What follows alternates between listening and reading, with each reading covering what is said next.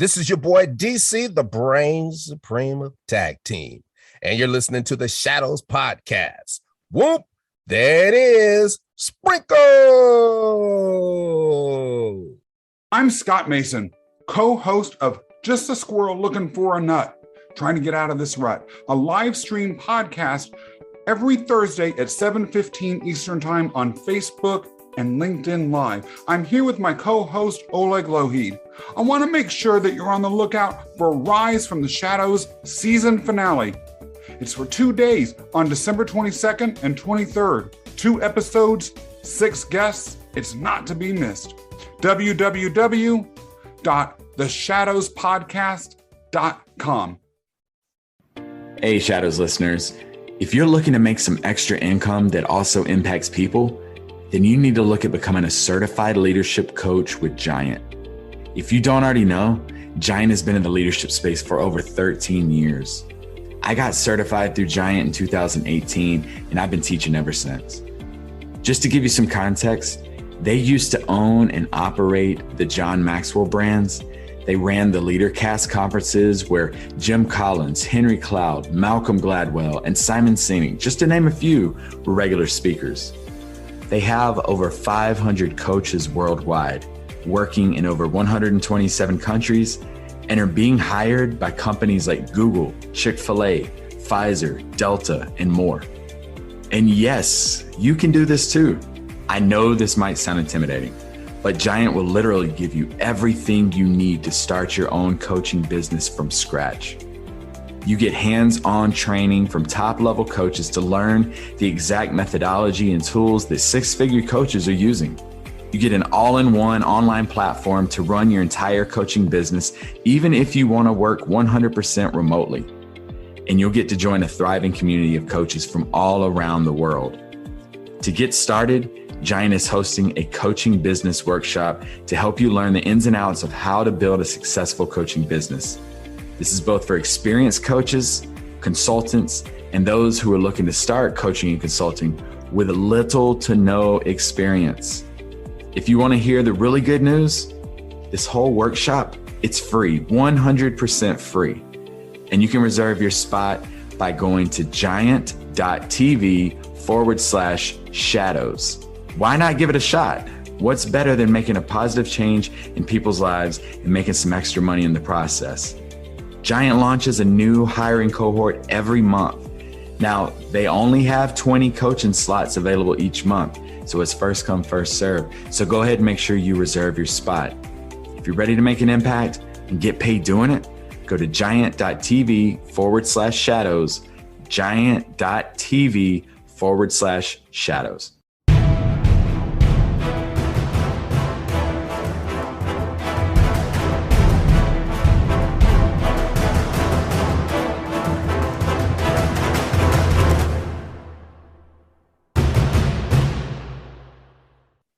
Welcome, ladies and gentlemen, to another episode of the Shadows Podcast.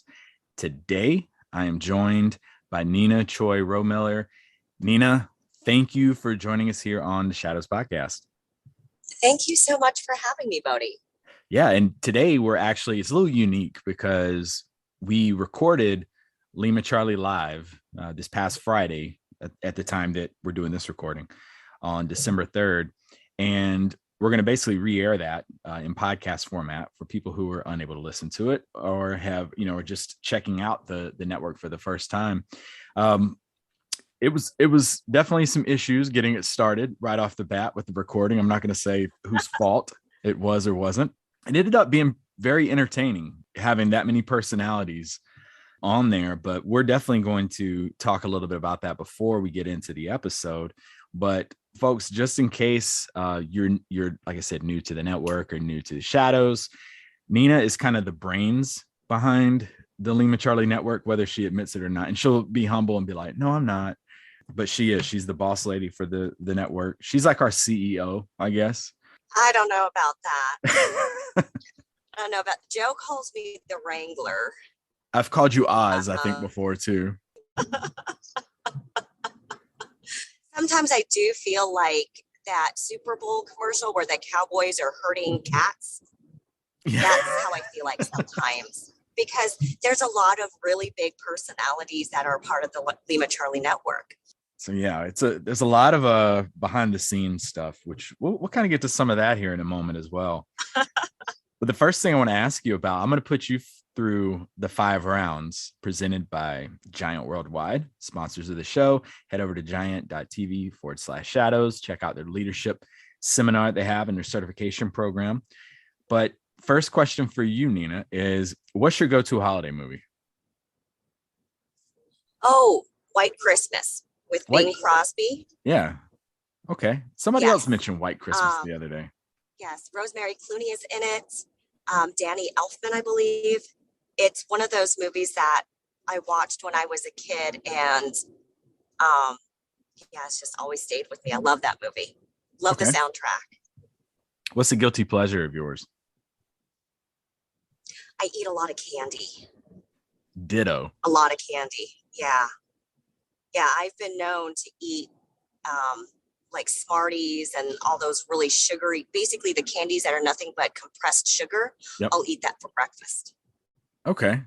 All right. But the thing is, you run like 42 miles a day and drive like 3. So it balances itself out with you.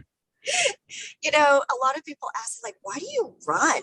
Like, why do you do that? That sounds ridiculous. I'm like, because I like to eat garbage. That's a valid point. But see, I eat garbage and don't run. So that's the problem. So I need to, I'm not gonna lie. I did like 3 miles on the bike today. So. Yeah, but you're at the gym all the time too, though, with those wild shorts of yours. We'll get to the wild shorts in a minute. Okay. What is biggest fear you have? Ooh, that's a tough one. Being irrelevant would be my biggest fear. Okay. Well, you're definitely not that with the crew you're with and what you're doing right now. If you could try one job for a day, what would it be? Oh boy. I think it would be fun to be a smoke jumper for a day. Yeah, just for one day. Just for one day. I mean, I've always admired firefighters and what they do. Yeah. And I've always wanted to jump out of a plane. So best of both worlds. Best of both worlds. And then final 5-round question for you here. Book recommendation for our audience. One of my favorite books is The Book of Joy. And I recommend that to a lot of people. It's written secondhand, but it's basically a conversation between the Dalai Lama and Archbishop Desmond Tutu. And there's just so much wisdom about how to find joy and happiness internally and personally. And I think that's something that in the modern day, we really struggle with, being happy with who we are and finding happiness in the smallest things. That is true. That is very true. But something I am happy with is the Lima Charlie Network. And folks, if you are listening to this, if you've been a listener to the Shadows and haven't had a chance to check out Lima Charlie Network, head over to limacharlienetwork.com. Check out our website. Nina and I are a little biased. We're going to tell you that website looks phenomenal. But definitely go check it out. We're very biased. And I'll be very sensitive if you don't like it. But definitely go check out the website. Every day we have new content for you. We have a very diverse group of podcasters on there. So plenty of personality, trust me, to go around, something for you to keep you entertained. And then we have blogs too that we're dropping on Friday. And Nina just dropped our first blog this past Friday, and I'm up to bat at the time you're listening to this tomorrow. So definitely check those out. But Nina, what are some, well, first of all, when do you remember Lima Charlie Network being first discussed? So, a lot of us have a mutual friend named Joe Bogdan. And I think, Joe mentioned, brought a couple of his contacts together and said, hey, what do you guys think about collaborating and working together, sharing our knowledge, sharing our resources? And it was such an appealing idea because it was so collaborative. Mm-hmm. And I think one of the nice things about it is no one that was brought into this idea came with their egos. Everybody came with an open mind and the mentality that this was to help empower each other. And that was what was so cool about the idea. Mm-hmm. It was probably, I want to say a couple months ago, where it came up. It was just kind of like, hey, what do you guys think about this? Is this something that any of you would be interested in? It took off like fire. It really did. Fire, as Noble Gibbons would And say. Shay. And Shay. Yep. Yes. What do you think's been the toughest part of getting this established? I'll be honest, it's run pretty smooth, other than trying to go live on Facebook. What do you think was like the biggest hurdle we've had to overcome? You know, I think it was a pretty smooth process in general, Bodie, because, you know, people picked up what their strengths were, Mm-hmm. or they volunteered and said, hey, we're going to step up and I'm going to take care of this. And other people said, yeah, I'm going to take care of this. So I think getting it going wasn't really the issue. I think that probably the biggest challenge is just logistically. You know, there's so many ideas that are coming out of this with all of our teammates, and trying to capture those ideas and distill them and prioritize them and figure out what do we work on. You know, if that's can be called the challenge, I think that's probably the biggest challenge, is maybe some of the logistical stuff. Yeah. But logistical stuff is something that kind of falls in my wheelhouse. So it hasn't been, I don't feel like it's been a challenge. Yeah, it hasn't been sense. daunting, which is crazy, because Right. thinking about Right. this, when we were first talking about it, it was like, oh my gosh, this is going to be, it's going to take away so much time. But it really hasn't. It's actually been, I mean, Noble, I think, mentioned it best in one of our Marco Polo chats. He's like, I'm not used to a leaderless team where we're all just kind of doing things and getting things done. And there's, like you said, no ego. I think the ego thing is big, that there's no egos on this team. Huge. Very big. Huge. And what is your overall vision of Lima Charlie Network moving forward, especially since the site's launched? We've done the live podcasts are starting to drop. What is your long-term vision for it? Well, I mean, I have my ideas, but certainly, you know, all of our team members, I think we all have a general alignment. And, you know, the idea was to collaborate and bring our knowledge, our resources to other people. Yep. Right. To expand our reach so that we could help others improve themselves, not only ourselves, but, you know, through sharing stories, expose them to other stories. So before people listen to this, you brought it up to me about the waiver wire. So they're going to hear the episode. They're going to listen to you. It gets brought up about Nina was picked up recently by the Llamas. She's now part of the Llamas. She signed a lucrative deal with them. But tell them about the whole waiver wire thing. So I think it came up in one of our discussions, and it came up during the live recording, because, you know, you and I are going to be collaborating on a future episode or future episodes. Mm-hmm. And I think somebody mentioned that, you know, I was kind of switching teams, and I was kind of like a waiver wire. I haven't played fantasy football in years, and I'm not really familiar with a lot of sports terms. So of course I'm like, what's a waiver wire? And everyone's like, oh, Nina, just look it up later. Nobody told you, which made it even better. Nobody told me what a waiver wire was. They said, you're like a waiver wire. I'm like, I don't know if that's a good thing. I don't know if that's a bad thing. So I look it up, right? Because Google is absolutely amazing. And basically what I get out of it is a waiver wire is when somebody gets cut from a team and all the other teams can now put in to, you know, pick them up. And so I'm like, I don't think this sounds good. Did I just get cut? maybe whoever it was, I don't know who it was on the episode, but maybe they misspoke. Maybe they meant like free agent. Maybe free agent sounds better. That's kind of what I felt like. I was like, Yeah. well, maybe they meant more like free agent, like Or my drafted. contract. Or drafted. Right. You got drafted. Yeah. A lottery pick. Well, then just say drafted. Yeah. I don't know, but Yeah. there is a certain amount of alliteration when you say waiver wire. It rolls off the tongue. It sounds better than free agent. Exactly. Yeah. It does. And it got people talking in the chat. It got people talking on the day of. So yeah, it's not important who said it, but now something else that I want to ask you about right before we get into this episode.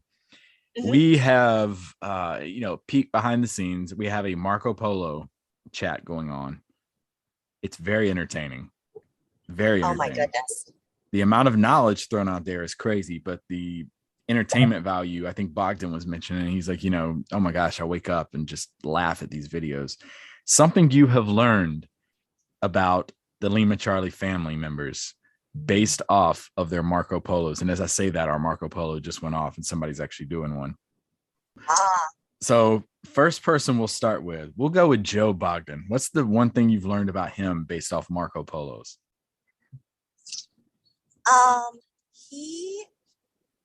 He's when I see his Marco Polos, he looks half asleep, like he just woke up. He probably is too. Right, because he's on Korea time. So, so there is that. Or he's doing his Marco Polos while he's on a stationary bike. Yeah, that or he's jogging in place. He's always exercising that one. Yeah. Yep. Okay. What about we'll go with a wild card here, Scott. I don't know much about Scott through his Marco Polos yet, because Scott just discovered Marco Polo this morning. And he just dropped. He's the one who dropped our last two Marco Polos just now, but he did not enough data. So Scott is he's our old member. We always make fun of him for his lack of technological expertise. A laggard. But I will say, based on the two polos he just dropped, seems like he's a quick learner. So you can teach old dogs new tricks. He's going to be like your grandparents when they learn how to like FaceTime or something and they just do it for everything. Like Scott's going to be the one who like accidentally like leaves it on while he's like making a sandwich or something. Yeah. I could totally see Scott doing that. All right. What about Noble? Noble's relaxed, man. He's either always in a Snuggie, or he's like laid back in his comfy chair with like a blankie covering him. It always looks. I know he's in Colorado and it's cold there, so that might be part of it. It always feels like there's like a fireplace with the fire going, and like it's just really cozy in his house. Right, like off camera, there's like a cup of hot cocoa with marshmallows in it. Yeah, like Hallmark movie playing or something in the background. I bet he's probably even wearing socks that say "ho ho ho" on the bottom. Probably with like the grip on the bottom of them. Yes. Okay. Yes. What? Oh boy, this one. What about Jerry? Jerry's kind of like Scott. When he first took him a while to discover the Marco Polos. Yeah. But once he did, he's on there all the time now too. Yeah. And Jerry will show you his food. And sometimes his food does not look appetizing at all. Not at all. He swears by it, but it does not look good. I think he was showing us was a burrito of some sort. I think it was a burrito. It had like jalapeno mustard or something. Notice how we both said we think it was a burrito. Yeah. He said it was a burrito. It did not look like a burrito. But everything was Jerry. Stuck together and it kind of just flipped on the same. And then like he had a cat roaming around. Yes, he had a black kitty. Yeah. Yep. All right. What about Josh? Oh man, Josh is like Mr. Mom. With Michael Keaton. When Josh is, yes, he is. I mean, his house, he's on the Marco Polo and he's talking to him. He's calm, cool, collected with his great hair. But you can see literally there's chaos going on behind him. I mean, there's his kids are absolutely adorable. Pots and pans, burnt toast. Pots and pans. Riding on each other. Yeah. Yes, children with chocolate all over their face or food all over the face, running around. It's glorious. Yeah. But you can feel the love that comes through with that. So that's kind of cool. Yep. What about the host of the Shadows podcast? Me. Always about you, Bodie. Always about you. I'm just kidding. I was going down the list. No, so we always, it seems like daily we get a Marco Polo video of Bodie showing us his workout shorts. And they're always like the most random things. Like I think there was one day you had on like some old school 80s Hulk Hogan, Ric Flair type WWF. Oh, that was my NWO neon ones. Wait, oh, they were. What were the neon ones? Oh, that was my Bret Hart ones. I think, yeah. Yeah. And then NWO was during our live session. And then didn't you have a pair that had like, I don't know, superheroes on them? I've had Sonic the Hedgehog. I had Ninja Turtles yesterday. Yes, you did. You had Ninja Turtles on the bottom and super villains on the top. Mm-hmm. Yep, the villains up top. Yeah. Mm-hmm. Yes, a very colorful wardrobe, Bodie. And it actually makes me wonder how large your closet is. Whew. That's a whole Marco Polo in itself. Yeah, that might be interesting. Yeah. All right. What about Shay? Man, Shay's styling. Every time I see her Marco Polo, she's got a different pair of eyeglasses on. She is the eyeglasses like I am to shorts. She is like, yes. So she's had, I think, like some turquoise ones on one day. And then the next day she had on like some cat eye ones. And then there were some with like some tortoise rimmed glasses. I mean, they were pretty cool. And they're definitely accessories. I feel like you get the same Shay that you get on her podcast. Yeah. I feel like there's not a whole lot of difference between who she is on the podcast and who you get. Like Josh, you don't get the same Josh that you get on his podcast. You don't get the same version of Jerry that you get on his. I think Shay is like the most consistent with what you get when you actually listen to a Power of Investing People episode. Yeah, and not in a bad way, right? Yeah, because, not in a bad way on anybody. You know, it's funny because on the Marco Polos, I mean, you just see the goofier side of everyone. Yeah. You know, but Shay is consistent. Shay is solid. Yep. What you see is what you get. Yep. Oh, and then, I forgot one more person, Nina. So what do I think of? I would say for yours, kudos to you because you actually did yours during a marathon recently. I did. So Nina ran 84 miles in this marathon the other day. I didn't run 84 miles. A marathon's only 26.2. Okay, with 26.2. But to show you how beast she is, she was actually doing Marco Polos during her marathon. Now we were sending them to her as she ran, but she was actually sending them back. Total beast mode with it. That I thought that was really cool that you were doing that. I would not, especially that late in the race. I would not be able to sit there and pull up Marco Polo. I couldn't spell Marco Polo at that point. I'd be so fatigued. You know, but you guys are my family. And that late in the race, it was so hard to get through. I mean, you just want to quit. So going through all the Marco Polos and hearing your guys' voices and people saying, you know, we're proud of you. It really helped me get through like some of the toughest parts. Yeah. So yeah, you guys were with me. I'm going to try it one day. I'm going to go in the gym and lift, and I'm going to ask everybody to start dropping me Marco Polos. Screaming at me. See if y'all can get me through it. See if that helps.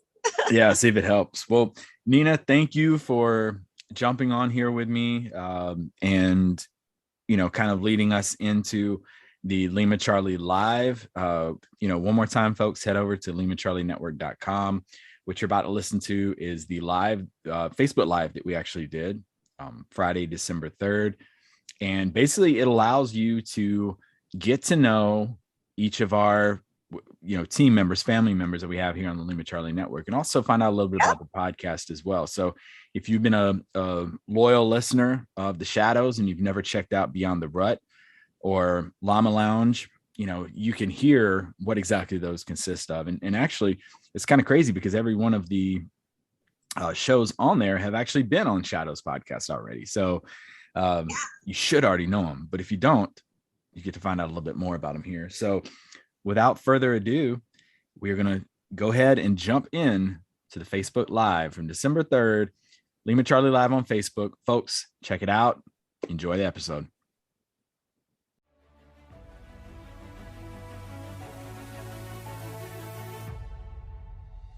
The Lima Charlie Network is a group of thought leaders and podcasters with the goals of improving ourselves, inspiring and educating others, and bringing valuable conversations to both military and civilian audiences. Our vision is to empower others to reach new heights in leadership, self-development, and communication by connecting our audience to crucial conversations. Focused on sharing tools, ideas, and perspectives for impactful improvement. A one-stop shop for aspiring and seasoned leaders alike to gain from the experiences and knowledge of others. We aren't just a network of colleagues, we are family.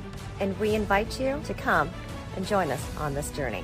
And we look forward to delivering invaluable information to you loud and clear.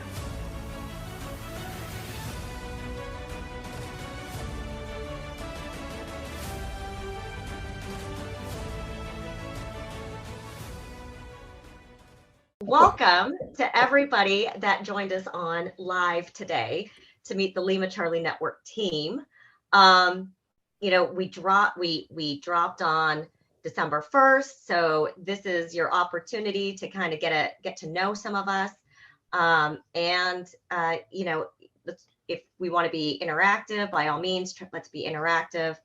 If you got any questions, comments, go ahead and put them in Facebook, and I'll try to catch them.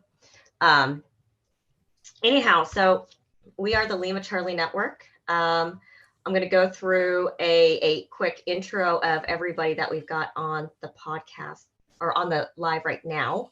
You can always find out more about us at our webpage, www.limacharlienetwork.com. Or off of our Facebook page, which if you're watching this, clearly you have access to it. So first I want to say hey to the llamas, my fellow llamas, Joe Bogdan and Frank Zamora. What's up, guys? Frank Zamorano. What's up, Z? What's up? What is he looks like a Zamora, though. He does look like a Zamora. You know how many times I've heard Zamora before? My own bros. I won't even try and do Bodenheimer. Yeah. If she says Bodenheimer, perfect, then we got problems. Like, wait a minute. Anyway, so yes, Joe Bogdan and Frank Zamorano. What's up? What's going on, Nina? What's going on, Lima Charlie team? Yeah, they are our co-hosts, two of the co-hosts of the Llama Leadership. With Scott, podcast. Yeah, there's top Scott's picture here. Right there is perfect picture. Yep. Yeah. Yeah. Jose, the assistant coach of Pepperdine. Exactly. Yes. So Jose, Ramon, and Scott Green, who will join us later, hopefully. And then my man, Jerry Dugan from, is it Dallas? I'm in Dallas. Host of Beyond the Rut podcast. Yes. What up, Jerry? Hey, I win. And Did for you the bring record, donuts? keep my name right. Huh? Did you bring donuts? No. Oh man, I thought this was all you can eat donuts. You had one job. I'm sad. Or tacos. Oh yeah, tacos. Oh man, I did have tacos. That's noble. That's noble right there. You doing tacos, Noble? Bro, I've got a taco story, man. Yeah, I'm really into tacos, bro. Yes. Just Google Noble's Taco Talk on YouTube sometime, and you will see why I'm into tacos. I wasn't tracking that. We gotta share that on. How's that not popped up on Marco Polo? Yeah. Oh, our Marco Polos. So speaking of Marco Polo, Noble Gibbons from EQ Gangster, who introduced us all to Marco Polo. Which is just a bunch of video texts going back and forth, video messages, which just makes my life so happy every morning when I wake up, catching up on those. I'm waiting for somebody literally, and I'm it's probably Jerry who's going to do this, just to get on and go, Marco. It's better than Instagram Reels for me. I sit there and just watch them and I just start laughing the whole time. And then we've got with us Shay Sparks from The Power of Investing in People. Hi, hello, Shay. hello. Hey guys. Hey team. How you doing? Good. Now, I know you've got a big life change coming up, right? I do. Moving across country. So looking forward and changing careers altogether. Oh man. Wow. Very Nice. cool. Yeah. So I'm sure we'll get to hear about your journey and how you're doing with that. Absolutely. As it occurs. Well, Absolutely. Shay, while you're going through that transition, there's going to be ups and downs, and including yourself. I think we have like 7 certified life coaches on this in this team. So if you need some help, reach out. Absolutely. And from the Shadows podcast, we have its host. Do you want to go by Bodie or Trip Bodenheimer, also known as Bodie? Yes. No, I'll go by. You can just go, Bodie. You don't have anything else what you wanted to add? No. Nina, it's been forever since we talked earlier today. But no, I want to personally tell everybody who waited and who was on here very anxious right at the top of the hour that it was 100% not my fault that we could not get this to work. So, and now I hit mute. Yeah. I'm going to remember that. Okay. And then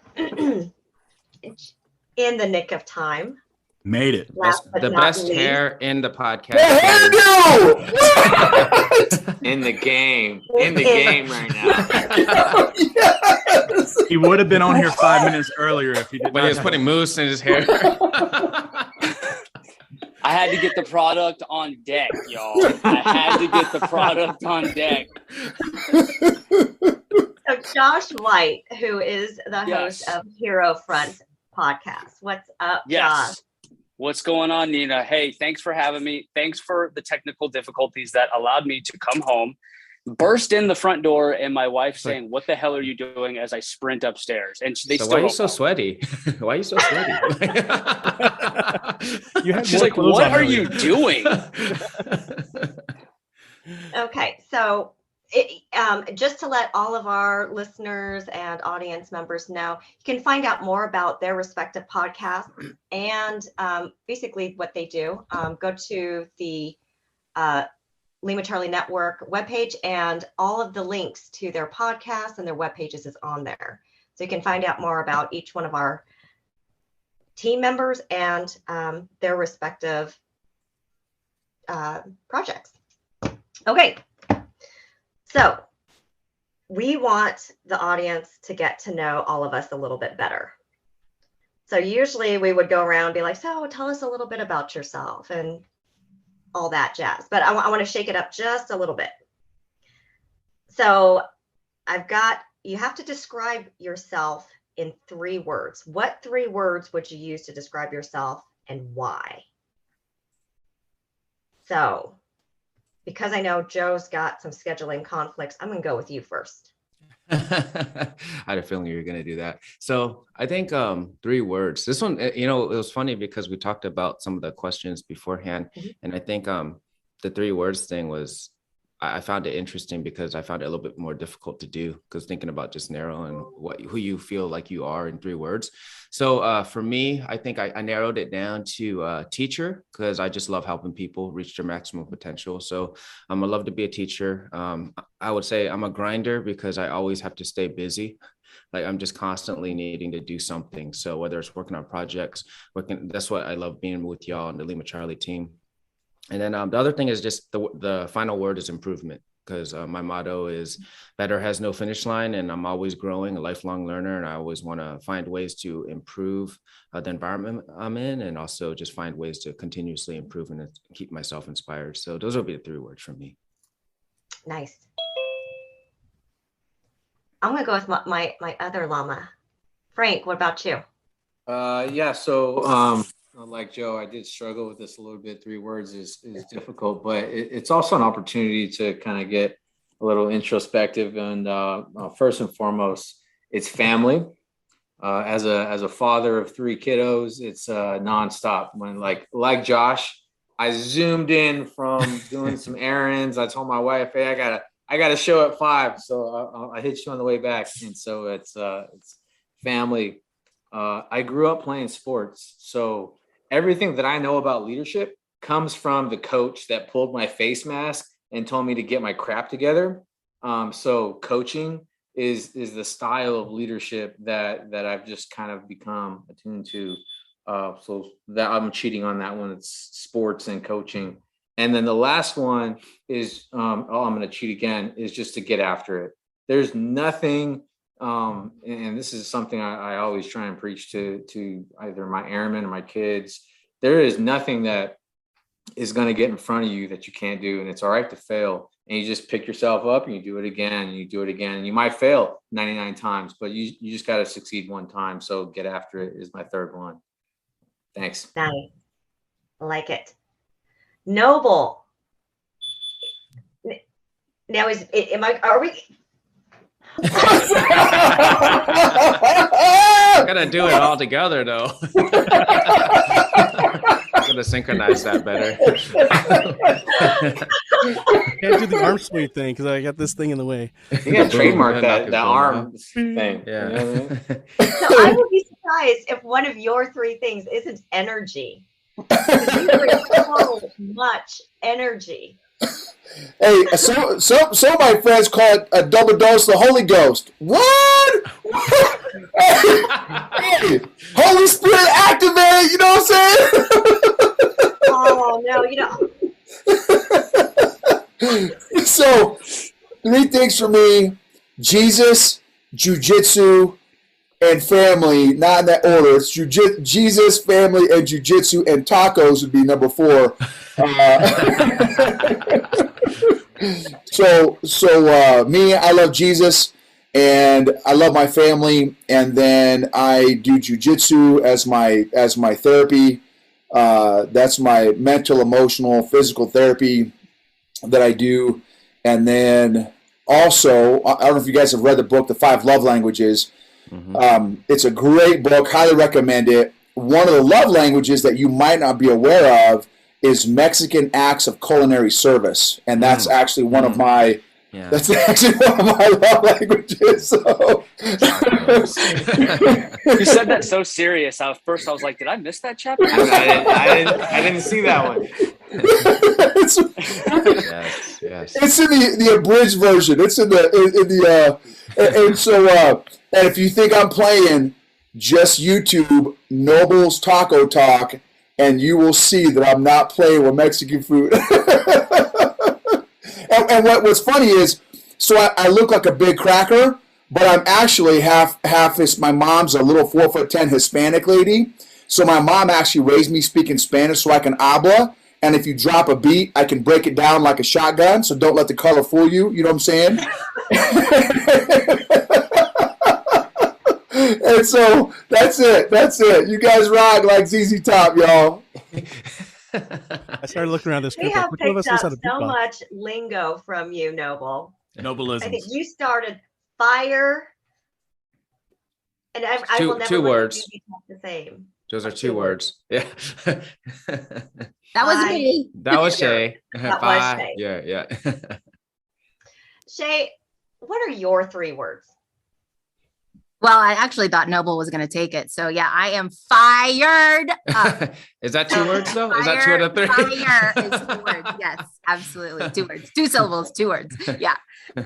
So I am fired up about my life and my business, but I'm also fired up about other people's. And those who are on this panel know me well enough to know that when you get around me, I'm just excited about what they're doing and I want to hear more. And so, yeah, I'm fired up. And I would also say I'm resilient. I have gone through the fire and got refined. And so I have just gone through so much that resilient, keep coming back fighting, so to speak. And I would say fearless, because I am definitely stepping out of my comfort zone on a regular basis and encouraging others to do the same. That's awesome. Okay. Did I already hit Jerry? Did I get you already, Jerry? Did I get your 3? No. Okay, Jerry, you're on deck. What's your donuts? Donuts. I paid my dues. Where are they? That's not one of my words, though.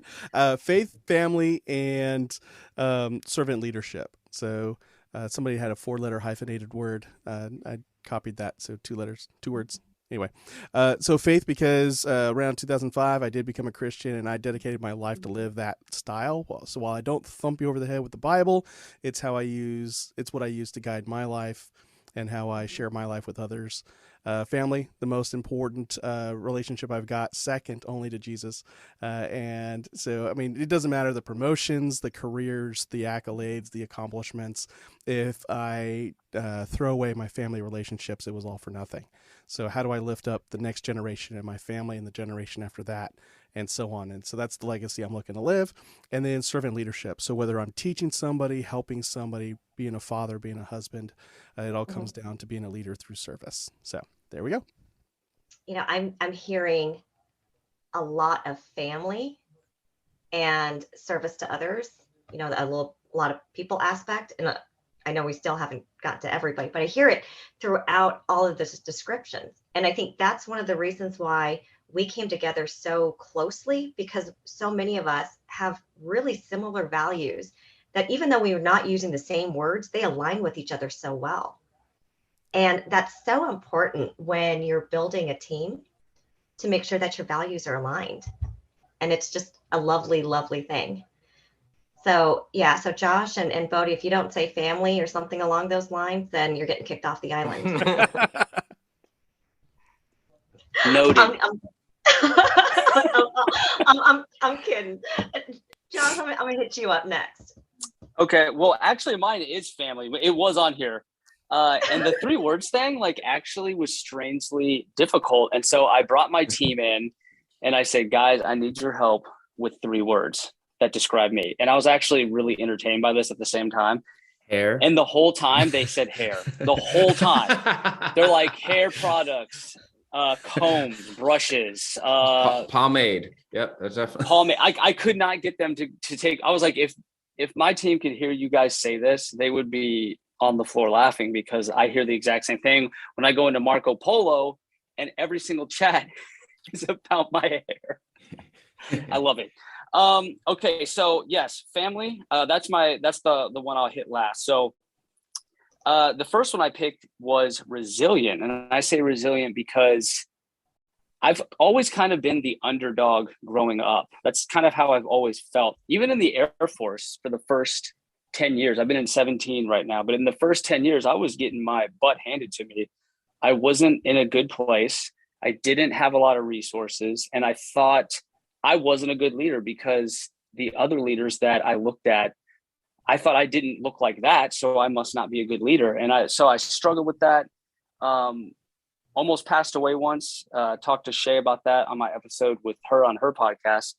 I almost passed away once, and I've just been through so many struggles, and resilience just seems to be a recurring theme in my life. And I'm proud of that. Number 2 would be purposeful, because the older I get, the more I appreciate purpose. You almost have to earn purpose, right? It's not just handed to you. You have to seek it out.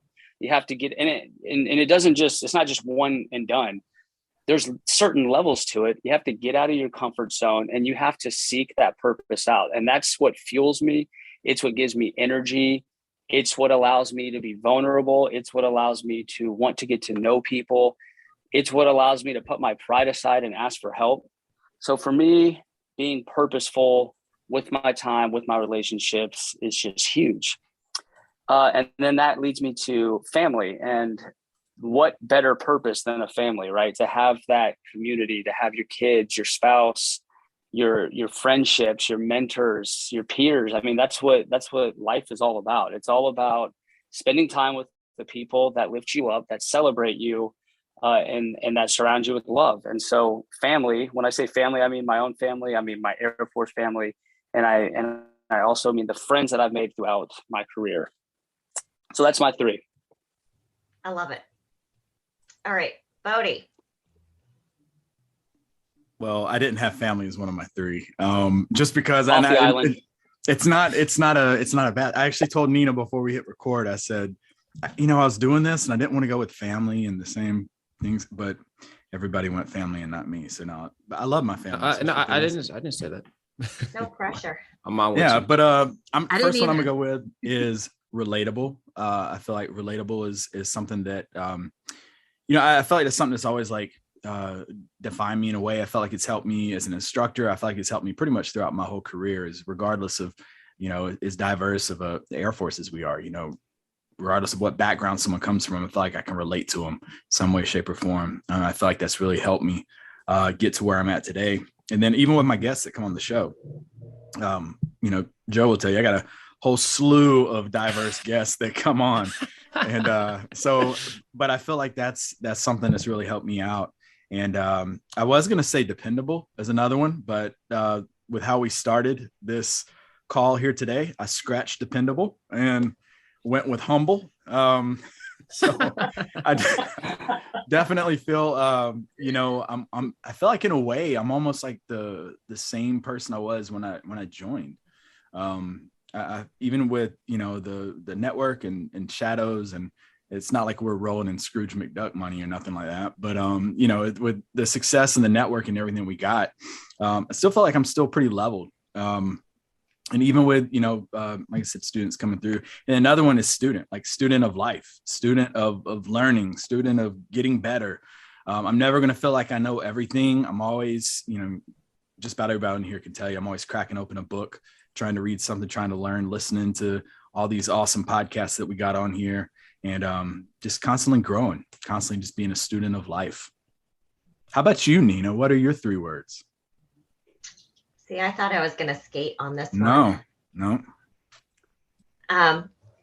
So I thought I was going to be able to squeeze out of this.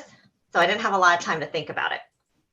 But it was really hard to try to think of three words because, there's so much to who we are, and to try to distill it into three main things. Family's one. Right. So yes, definitely family. So, my family is very important to me. I had a very small family growing up. It was just like me, my sister, and my parents. But, I married into like a very, very large family also. And being able to see like those large family dynamics and the closeness that you have with large families and small families, just it made me appreciate those relationships so much more.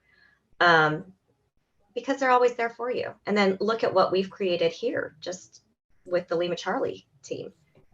We're a family, there's like, I feel like I'm so close to every single one of you, even though many of us haven't even met in person. Right. So definitely family. My next word, I guess it's two words, the phrase. It's Mighty Mouse.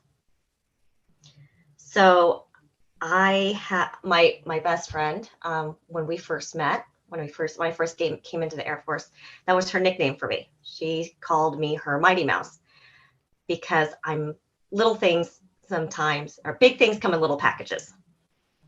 And I was always kind of feisty. Always, from a just kind of tough mentally, physically. And interestingly enough, my name in Thai, so I'm half Thai, is Nuna, which means little field mouse. So literally, I am a little mouse. So that's why it would be Mighty Mouse. It's my toughness and maybe resilience. And then the last word is onion. That's not because I love onions. I actually hate onions. But I was speaking to somebody one day, and they were asking me, and I was just talking about some of the things that I've done in my life.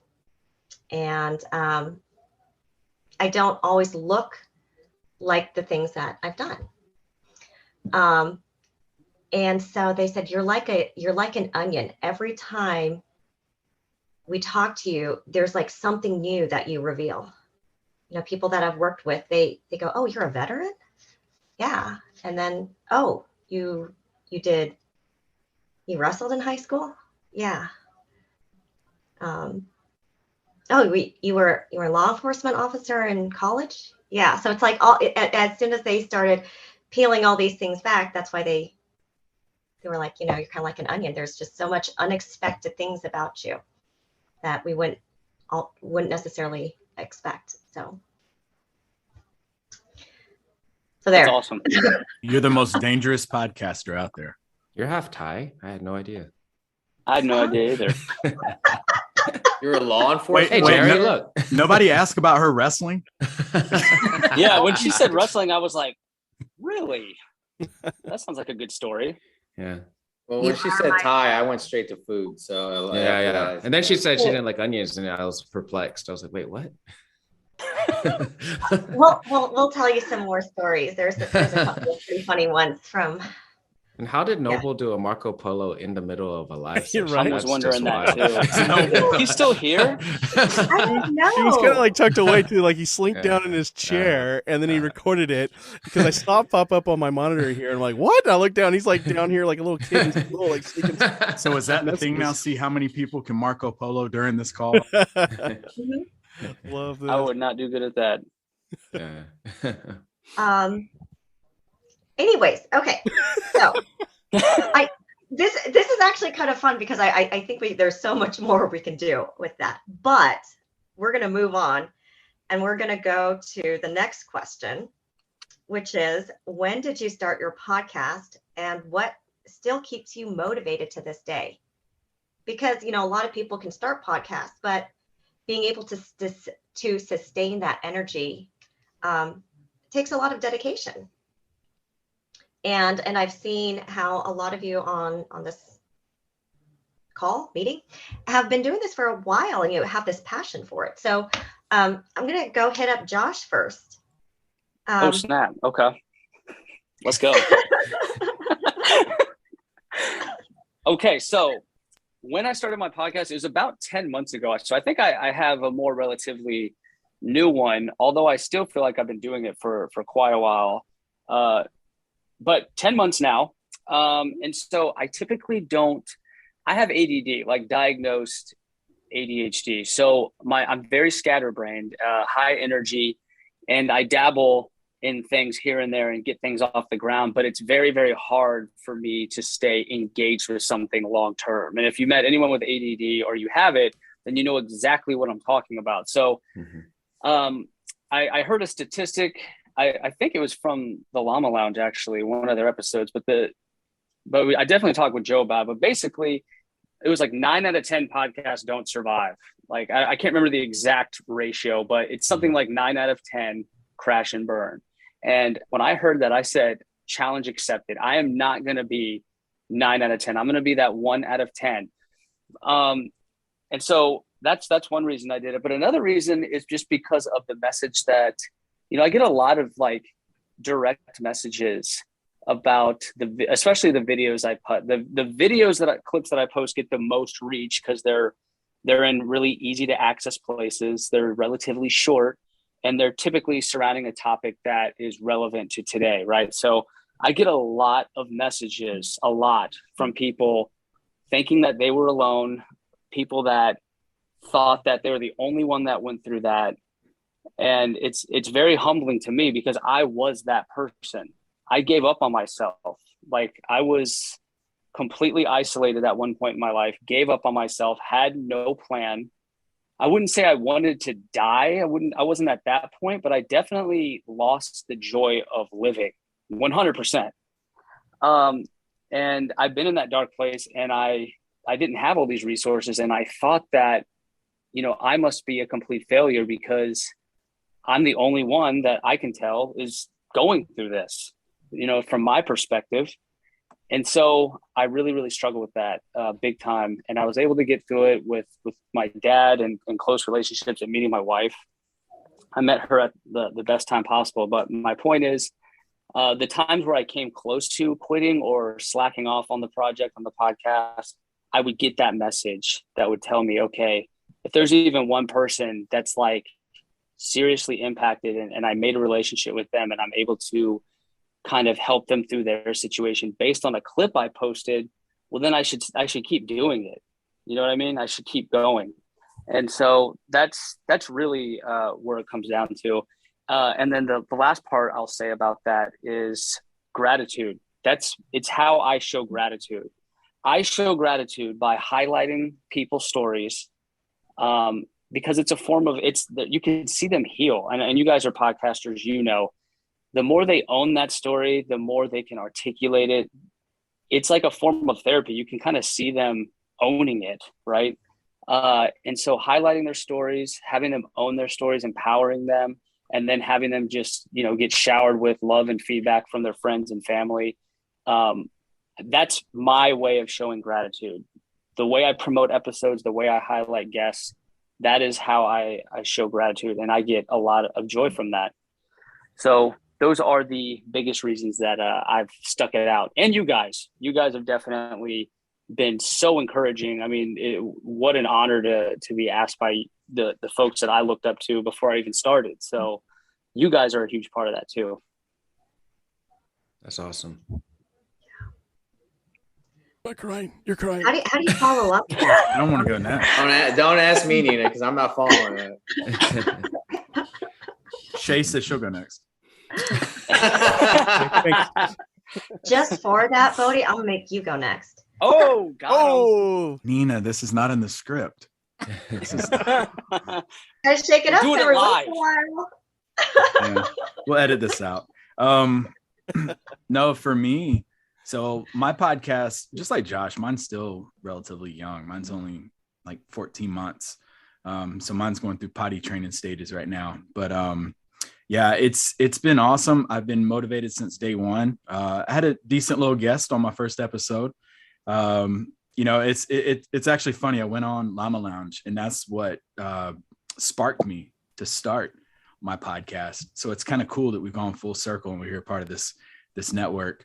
But yeah, just doing it and hearing, similar to Josh, what he does with his podcast, it's having people come on there and tell their stories. I mean, we've all gone through life, and life sucks at times. And just like the name, The Shadows, we all have those dark moments. We try to, push them aside and push them under a rug, but they make up who we are. And that's part of our journey that we've been through. And I've had plenty of lows in my life, my personal life, but they make you stronger. You get those battle scars, you pick yourself up and you move forward. And I think for me, one of the things that really motivates me still to this day to keep going with the podcast is not just the family that I have on here. And trust me, for those of you out there in podcast world, this is legit like a family we have here. Like if you were to sit there and watch like the best of from our Marco Polo, you would know what I'm talking about. But it's the family I have with my guests that come on too. I still keep in contact with majority of my guests and still have really good relationships with them. And that's crazy to think how much my, circle has grown since I've started doing this. I've grown too. And I think that's been the biggest thing is, you start this, you really wonder what your impact is. And then I'll have a student come through the course and tell me they heard an episode and something helped them out that they were going through, whether it be anxiety, PTSD, substance abuse, you name it. And they hear these people get on there and just open up about stuff they've been through. And yeah, it's therapeutic for me. It's therapeutic for the guest. But it's very rewarding knowing that just somebody out there is able to listen to it. And you may not necessarily know who you're helping, but you know that somebody's being impacted positively by it. So that is the Shadows podcast. Nice. Hey, can I say something about Bodie real quick? Absolutely. So he totally stole my idea. I was Let me tell you this backstory real quick. Tell the whole story though. This is like the roast of Boneheimer. This is a roast. No, we'll just end it right there. He just stole his idea and we're done now. And then that's the end of it. We're out of time. What a jerk. So real quick backstory. When I went to start my podcast, the Llama Lounge is a huge reason why, because Joe's active duty, he was doing it. All the guests he had, I was like, you know what? I want to do this too. Like this is what I've been missing. And so I really looked up to him and his podcast and their platform. And I started researching other podcasts right before I launched mine. And I found the Shadows podcast. And so my plan this whole time was to ask Joe to be my first guest because I was like, he's who I looked up to, and to have him as a guest would be awesome. I think I even asked you and you said yes. And then I start doing some searching and I come across the Shadows podcast and I see that Bodie had done just that. And he was about 3 months ahead of me on it. And I was like, oh my God, like this guy is doing exactly what I wanted to do. Like, but he's 3 months ahead. Like, is it even worth pursuing? And I will tell you, I was at a very vulnerable moment with, going forward with this idea, right? I was very, very much on the fence. But Bodie took it upon himself to reach out to me, talk to me, have a conversation with me to encourage me to still go forward and to 100% do the podcast. And if it wasn't for that conversation, for him pushing me over the fence, encouraging me to do it, to go for it, then I probably never would have. So shout out to Bodie. That's awesome. Hey, for the people that hung around, my popularity points went back up. Yeah, I feel weird though. I feel like I'm the girl in town, and then Bodie dated me first, and now Josh doesn't want me anymore because I've still never been on his podcast. Just saying that. I was looking more like a custody battle. Yeah. Not the analogy. It's 100% what it is. Yeah, I've known him long. Oh man. Appreciate that. Yeah, man. Joe, how long have you and Frank and Scott and Jose been doing your podcast? How long has the Llama Lounge and the Llama Leadership been around? So Llama Lounge, the podcast has been out since April 2020, but we were the Llama Leadership page came out in 2018, and we started that as a blog site, and it really came out.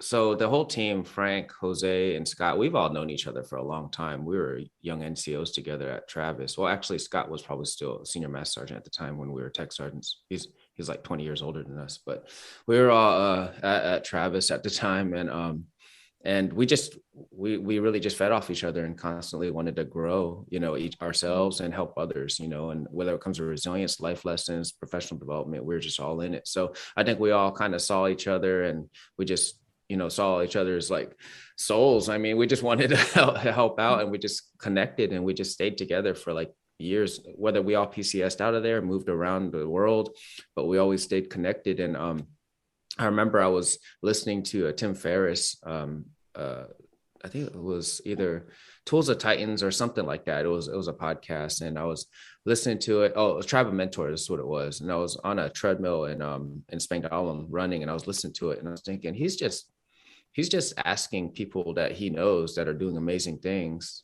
to write either blogs or to be interviewed on his podcast. And I thought, we know a lot of amazing people between the four of us, you know what I mean? We know a lot of great leaders. So I was thinking, it was like, we started a blog site, and I thought about it like the Players Tribune, which, if you're not familiar with that, that's like a sports blog that's written by athletes for athletes. That's what their theme was. And I was like, well, we can write a blog for leaders by leaders. So I brought the thing to the guys, idea to the guys, and they were all on board. So we started a website, and none of us had any website skills. So it took a while, got ugly at the beginning, but we worked through it, and we created it, and we started posting articles once a week for like 2 years. We were very consistent whether we were writing it. So it's really hard to nail down exactly why we did this and why we're still doing this. I can only speak for myself, but I know part of it was I wanted to keep my writing skills sharp, because it's a perishable skill. So I thought the blog site would be cool. Wanted to share great ideas with people. I also it was a great way to stay connected with my bros. Something that it's really easy with being in the military and being in different places that, we love each other. We'll still talk to each other. It will pick up a conversation out of if we haven't talked in a couple of years. But when we have something we're working together on, it keeps that bond, closer, and it's more intentional. So I thought that was an awesome way to do it. And the other thing that I really, and this is just a personal thing for me, is I hear this all the time. Maybe I'll have a subordinate or a peer come to me with, a problem that they're having, or they're just really happy with what I'm doing to try to intentionally develop or grow them. And I think that's just normal. That's the way it should be, right? That's just my personal opinion. You heard my 3 words: one's teacher, and it's just try to help people reach their maximum potential. But so many times I have people come to me and they say they're 18 years in the military and they've never had someone invest in them. They never had somebody even ask them what their goals are, right? And this is not just to the military. This is like all over the world, right? You have bosses that don't necessarily invest in you or want to take the time, don't find it as part of their purpose. So I think that, to me, when we put these podcasts on and we have these discussions, I'm thinking about what Staff Sergeant so-and-so or Airman so-and-so or a young leader is missing, because not all of us are entitled to having great leadership that are invested in us throughout.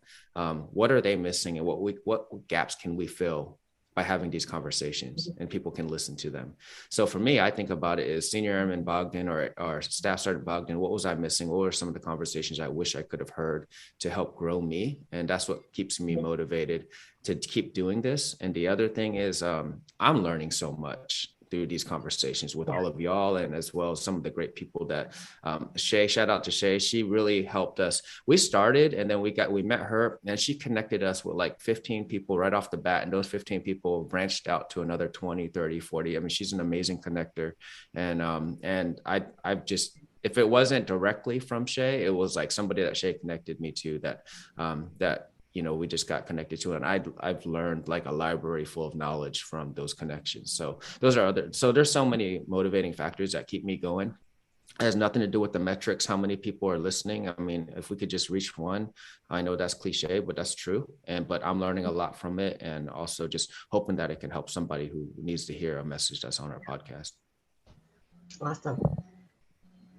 Frank, I'm gonna let you follow up on that one. I'm just gonna echo everything that Joe said. Our beginning for Lima Leadership, it felt like to me was we were all leaders at Travis Air Force Base, and then we were all at the enlisted club one day watching UFC, and they were like, "You like UFC too?"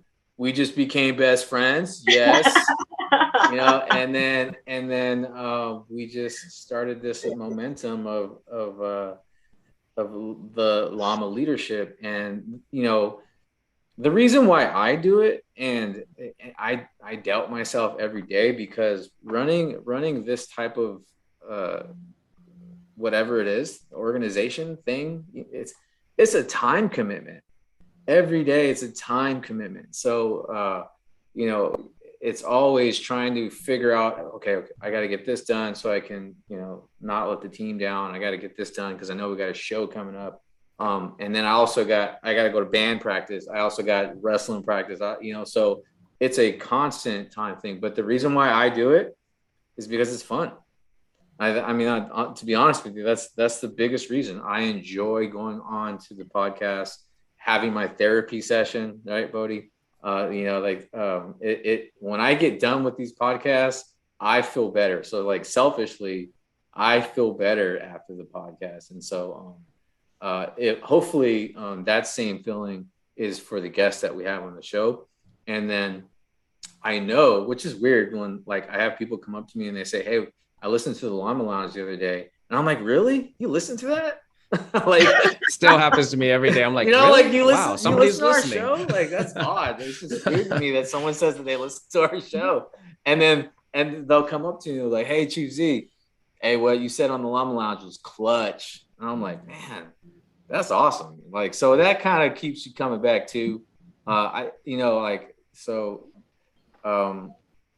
yeah, so that's a motivation, and so I'm just freaking proud to be on Lima Charlie and the Llama leadership. So thanks. Yeah. Let me add something too. The Llama Lounge, I mean, we have 4 amazing brothers, but I don't think we've said this enough. We just added an amazing sister to our core group, and that's Nina. Thank you so much for being part of the team. And I think it's just going to bring so much more perspective. And also, she is the wrangler because we are running in different directions all the time. So she keeps us all on track, whether it's Lima Charlie or the Llama Lounge. So just wanted to make sure we formally introduced Nina as part of the LL, and Scott reminded me, Jerry, brother, like we were already talking about doing a podcast, right? We were already talking about doing a podcast, but then you had us on yours, and we at that moment we were like, oh, we're doing this like next week. I mean, thank you. Yeah. I still have that picture floating around too, where Scott was on site with Brandon and I, and then you were like coming in from Germany. Like, Germany. Belgium. Yeah. I think I was in Belgium. Yeah, I was actually in Belgium. So yeah, getting a 2 microphone mixer to somehow act as a 4 microphone type of mixer was a challenge. That was fun. Yeah. Nina's a very good waiver wire pickup. Mm-hmm. Nice. Yep. We had what? Yeah. Waiver wire. What is a waiver wire? We'll have to explain that offline. Yeah. Urban Dictionary, that thing. Okay. Be careful. It's not bad. Who knows what that means? What's going to say in Urban Dictionary? Be careful. That in English breakfast. No, don't look that up. Free agent pickup. We'll use that. Yeah. I want to know how long Noble's been doing this and why you do this, Noble. What's up? It's great to see you guys, man. What? It's so quiet. It's so quiet when Noble's not. How do you talking. got disconnected and then just explodes with energy? Oh my god! I knew I had to call him, but I could see him just sitting there, kind of like. I thought his screen froze, dude.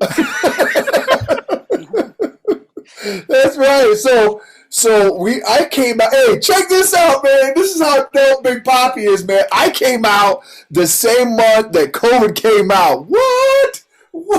Me and Big C, baby. So we literally launched our podcast the same month. So I'm actually behind the conspiracy. So I'm kind of like the same. You know what I'm saying? You. I knew it. Yeah, that's right. I am the Batman. That's right. So and what was crazy is I had no idea, right? So it's about emotional health, emotional intelligence, EQ gangster, and I had no idea that, that would be the time that emotional health and emotional intelligence would never be talked about more in the history of mankind in the last 2 years. And and thank you guys for letting me be a part of Lima Charlie Network. I know you guys needed a senior citizen, so you guys invited Big Poppy to the group, man.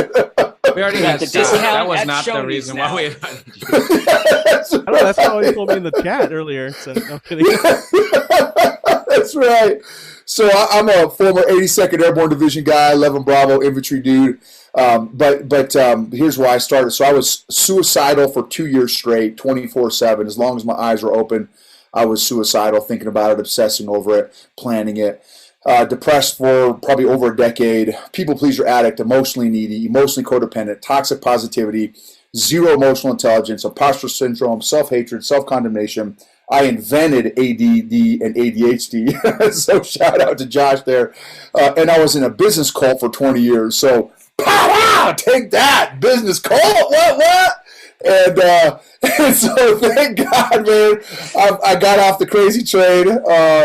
And so the 3 reasons I do it is HDM, healing, discovery for myself and others, and then mission, part of my mission statement, which is to positively impact millions of people for the kingdom of God, to positively influence the influencers, to raise the next generation, be patriotic world changers, to love the Lord to God with all their heart, mind, soul, spirit, and body, to help hungry people identify and pursue their purpose in life. So that's why I do it. Boom. I'm like interested now. Like, how did you turn all that around?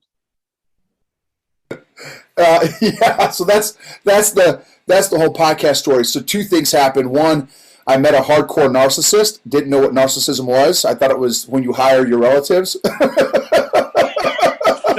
nothing nepotism. They both start with N. I was like, oh yeah, it's for your higher relative, right? No, I finally realized, like, okay, narcissism is a little different than nepotism. And so I had this hardcore narcissist dude who was crazy successful in business. And then parallel to that, I yelled at my wife. It was unrelated, but I yelled at my wife 3 times in 3 weeks, and she said 3 things: don't ever do it again. Number 2, you've never done it before, which means number 3, you got more issues in Time magazine. Went to counseling. The counselor was like, hey, dude, let me introduce you to a concept called feelings and emotions. So I was like, what the flip? I was just like Harry Potter, sorcery, voodoo stuff. And he got me started on this emotional growth journey. And after 2 years of being on a very intentional emotional fitness program, all these areas of my life started to change. And I'm like, holy cow, Batman, like this is, I mean, it's transformational for me, dude, in every area of my life. And so I'm like, hey, babe, I got to start a podcast. I can't be the only emotionally clueless guy out there. There's got to be other nobles out there like me. And so that's what led to starting the podcast and turning things around. It's crazy. The first time I connected with him, I think Joe connected us, but we were on a call, and he told me he was in like a business cult, and I missed the business part of that. And I just thought he said he was in a cult for 20 years. And I'm like, this is going to be a good guest. This is going to be, I was thinking David Koresh and Waco or something, but yeah. And I think, I connected you. Scott just figured out how to get this thing working, but and he also has a Jose showing in the background. So thanks. We got a twofer down there. But yeah, so I connected Trip with Noble, but shout out to VP who connected me with Noble. Right. Like it's a big loop. Right. And then Shay connecting with VP. So like I was talking about a little bit earlier, but though people don't know, this fun loving EQ gangster down there is a true gangster. I mean, like, when you hear a country person tell you like, hey, can you slow it down a little bit for me or whatever, you're in trouble because that person's probably super smart, right? They're just messing with you. They're baiting you in. Noble over here talking about, I don't know what the N word for nepotism is. This is a West Point grad. Yeah. This dude jumped out of planes and did some amazing things. So everybody be careful about getting sucked into the Noble, like trying to play dummy over there. Hey Joe, I graduated the top bottom third of my class. and he's got the most organized color-coded bookshelf you've ever seen in your life. Yeah. That was my wife. Shoot. Well, I want to know, Shay, how long have you been doing podcasting? Yes. And what keeps you going? Wow. Well, so my story is kind of similar to Noble and Josh's actually, but I've been started it in November of 2018, so 3 years.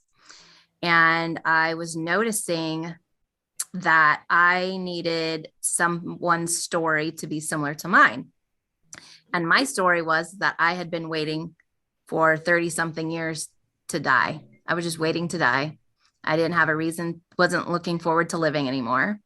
I wasn't necessarily suicidal, but I didn't care if I lived, didn't care if I thrived. I was just surviving. And I started to invest in myself with coaches and books and therapists and counselors and all kinds of entities, right? And really started to heal. And when I started to share my story, other people would come, and this was sharing my story with just in general, not in a podcast form, just in general. People would go away for a few weeks and they would come back and they're like, man, I did what you said, what you did with your family or with your coworker or whatever. They changed the way they spoke to them.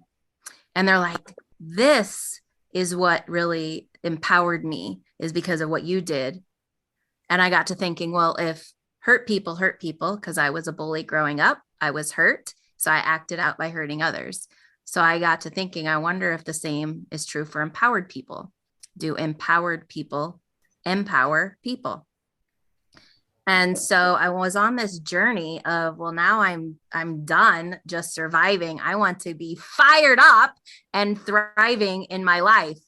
And so I really just started to invest in myself. And what ended up happening, it became an overflow, just naturally an overflow onto my life, onto my family, onto my business, onto my community.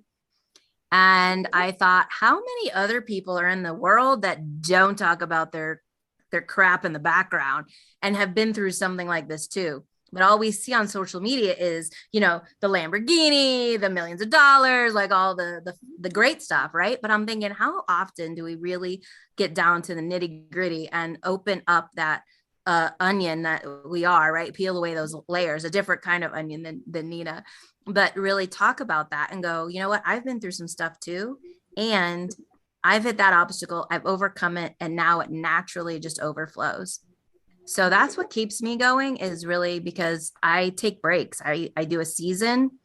I met Jerry after I did the first season, and then I went to a podcast conference and met him. And I was like, stuff is awesome. Podcasters are the coolest people ever. Like, I want to keep doing this. And now I've just started my 4th season, and it's just amazing. I'm doing 2 shows a week. The feedback I get is incredible. So that's what keeps me motivated, is just, you know, people like us and people like the listeners who reach out and just say, you know, hey, thanks. That really hit home. That really meant something to me. I needed to hear that. And so those of you who are watching, who are listening, any podcast that you listen to, it's important to leave those messages for the host, because we don't ever know. Sometimes we don't know how it lands on the audience. So it always helps when somebody goes, man, that really got me through that rough point. So like what, you know, Josh was saying about his people who have messaged him, it's important. You might think, oh, I'm just inflating their ego. It's not about, none of us, I can tell you personally, none of us is about our ego. It's about making that impact, making that positive influence on another person's life. That's what keeps me on. That's awesome. It's amazing. It's scary to reach out, but the dividends that it pays is just enormous. I think even in our blog today, we talk about it a little bit, because I think that's how so many of us met. We just sent an email or a message and was like, hey, not to sound like I'm stalking you, but you sound like you were really cool on so-and-so's podcast. And people, we want to share. We need to share. And Jerry's over in the corner, and he's asking if there's cake. I know you guys can't see what's in the chat. And I think what that means is that's code for let's get going, because Jerry's hungry. No, changed his background. It's me at my office 2 years ago on my birthday. And I'm hey everybody. Oh, snap. That took like 2 weeks to finish. I see that now. I see that. There's a picture of Jerry with cake. That's what that's all about. I also have my hero behind me in mine. I decided to do a tribute to one of the best pictures of him out there. I hate that picture. Oh, I love that picture. That's why we're going to go Jerry first and then save the best for last. Oh no, who's last? Everybody already went. You, because you came in last. Okay, so let me old skateboarding term. Let me snake you real quick. All right, so we started off at 5 o'clock. I was on the Zoom link, and for whatever reason, that Zoom link didn't work, and I was in my car driving, so I couldn't just switch it over. So I just got home from work. So another thing I want to point out is, Josh, you have great hair, but I mean, come on, it's fire, right? And then third is, I don't know how old Noble is, but I think I might be the old guy. So I think there was some conversation about that. 100%. 100%. And then next, you guys went to high school with Methuselah, so that's right. That's right. And then next, like Joe and Frank were talking about, Llama Leadership has been around for a while, but we really got the bug. Joe and I really got that bug thanks to Jerry and being on his podcast. And for those that don't know, I live in Corpus Christi, Texas. And I was looking up different podcasts and just getting into the whole podcast space, just looking for stuff to listen to on the way to work and, you know, trying to find stuff that really matched up what we were doing with Llama Leadership. And I'm like, Beyond the Rut, that sounds pretty cool. And I started listening to some of the episodes. And then I found out, I was like, oh, this dude's in Corpus Christi. Like, these guys are right down the street from me. And I stalked them. And we got on the show. And so that's where, so I got to give credit to not only my Lima brothers for getting started, but also a lot of credit to Jerry Dugan. So we got all kinds of pros out here, but Jerry is the OG. Jerry was doing podcasting before there was webcams. I mean, he was. Jerry speaks a different VHS. language. Yeah, when he goes into technical stuff, I'm like, I can't even see you right now. I don't understand anything you're saying. I had lunch with Jerry one time after he got back from like one of the podcast conventions, and he was just like, and I was like, I have no idea what you're talking about.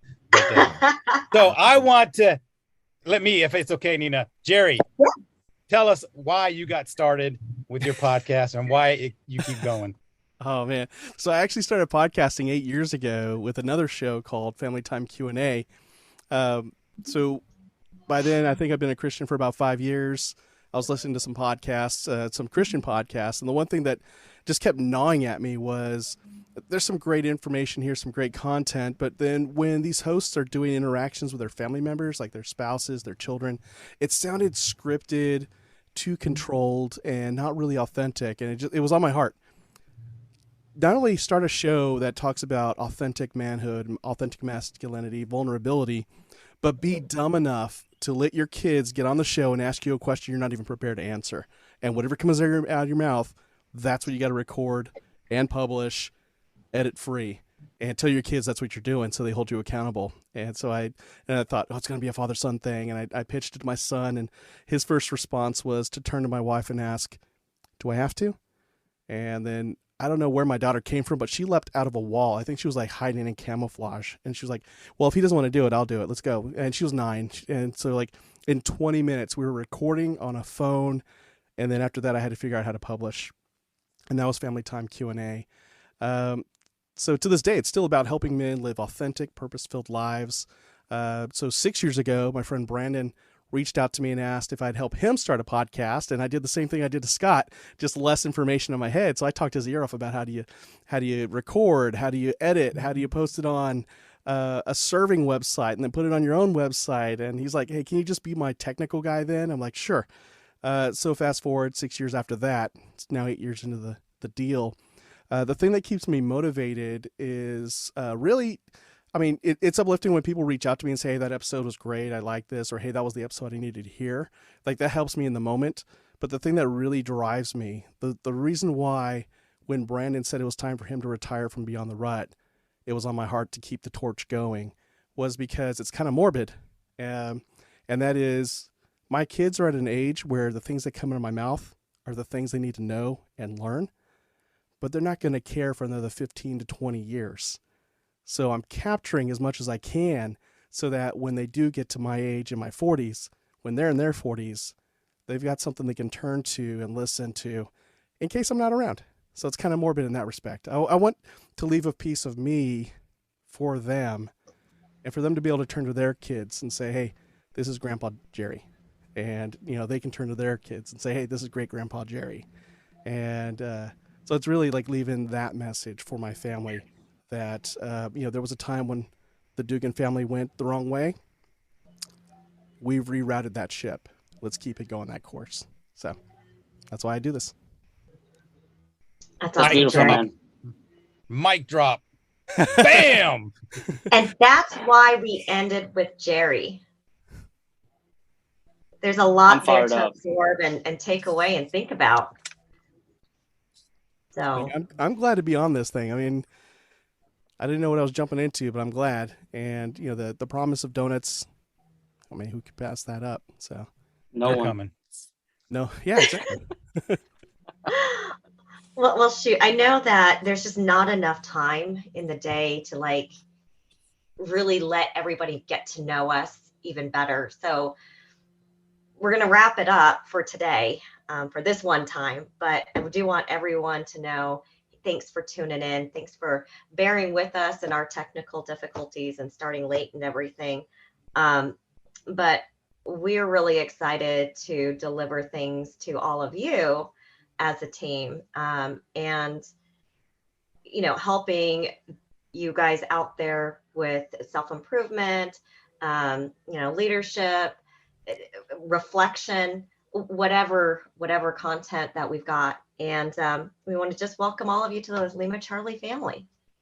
So with that, take care, take care of yourselves, take care of your families. Don't forget about the things that are important to you, and have a good weekend. Happy holidays. Can I say something? Can I say something real quick? Of course. Yes. I don't know if we touched on this, but for come those in of late. you, Scott was coming in late, dragging everything out. for those of you listening, with all these different podcasts that we have, there's something new every day of the week.